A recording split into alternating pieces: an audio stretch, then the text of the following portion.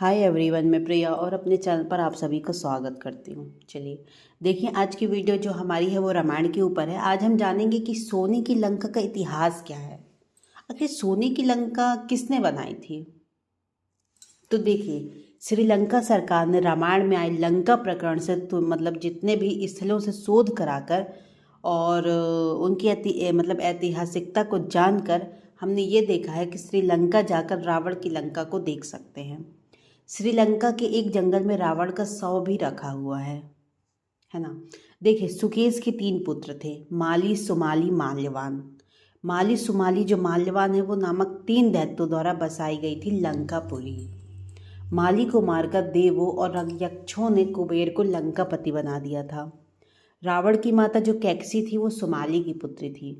अपने नाना के उकसाने पर रावण ने अपनी सौतेली माता इलबिल्ला के पुत्र कुबेर से युद्ध की ठानी थी और लंका को फिर से राक्षसों के अधीन लेने की सोची।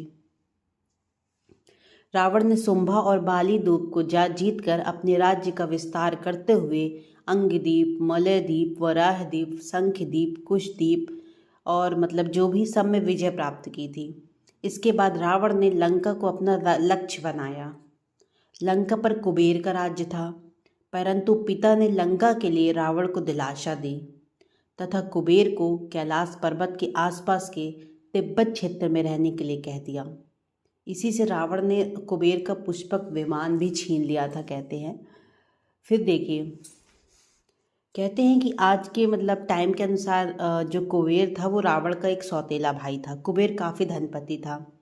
कुबेर ने लंका पर राज कर उसका विस्तार किया था, लेकिन रावण ने कुबेर से लंका को हड़प कर उस पर अपना शासन कायम कर लिया। ऐसा माना जाता है कि लंका को भगवान शिव ने बसाया था। भगवान शिव ने पार्वती के लिए पूरी लंका को स्वर्ण जड़ित बनवाया था, मतलब सोने का बनवाया था।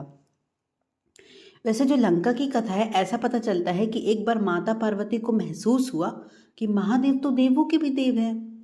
सारे देव तो सुंदर महलों में रहते हैं, लेकिन देवाधिदेव शमशान में। इससे तो देव की प्रतिष्ठा भी बिगड़ती है। उन्होंने महादेव से हट किया कि आपको भी महल में रहना चाहिए। आपका महल तो इंद्र के महल से भी उत्तम और भव्य होना चाहिए। उन्होंने जिद पकड़ी कि अब ऐसा महल चाहिए जो तीनों लोकों में कहीं ना हो।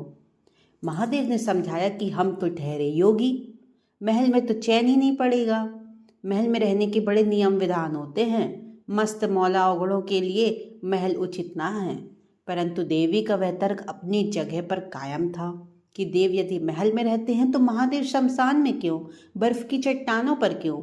महादेव को झुकना पड़ा और उन्होंने विश्वकर्मा जी को बुला लिया।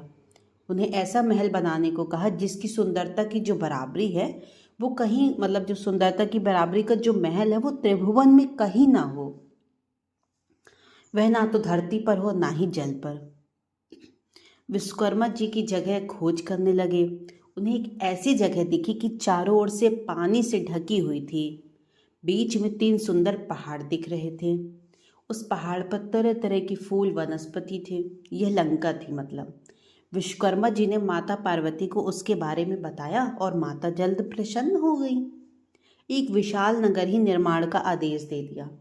विश्वकर्मा जी ने अपनी कला का परिचय देते हुए सोने की अद्भुत नगरी बना दी। माता ने गृह प्रवेश का मुहूर्त निकलवाया। विश्वा ऋषि थे उस वक्त, तो उन्हें आचार्य नियुक्त किया गया।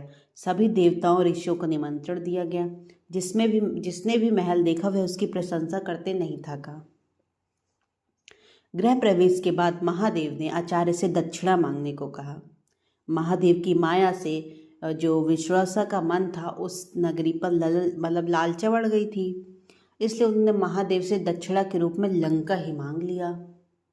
महादेव ने जो विश्वा ऋषि थे उनको लंका पूरी दान कर दी। पार्वती जी ने इस पर बहुत ही क्रोध आया।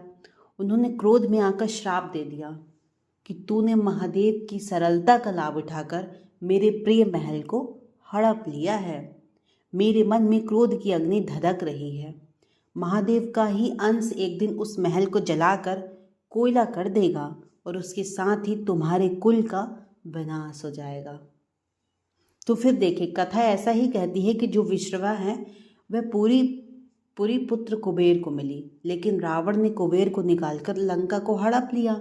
श्राप के कारण कहते हैं कि शिव के अवतार में जो हनुमान जी थे उन्होंने लंका जलाई, और जो विश्रवा के पुत्र थे रावण, है ना, कुंभकर्ण, उनके कुल का विनाश हो जाता है और श्री राम की शरण में आने से विभीषण बच जाते हैं।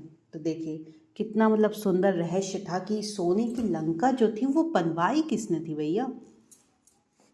चलिए, तो आई होप आपको वीडियो बहुत पसंद आया होगा। मुझे ये शास्त्र पढ़ना बहुत ही पसंद आ रहा है, मैं बहुत अच्छे से पढ़ती हूँ।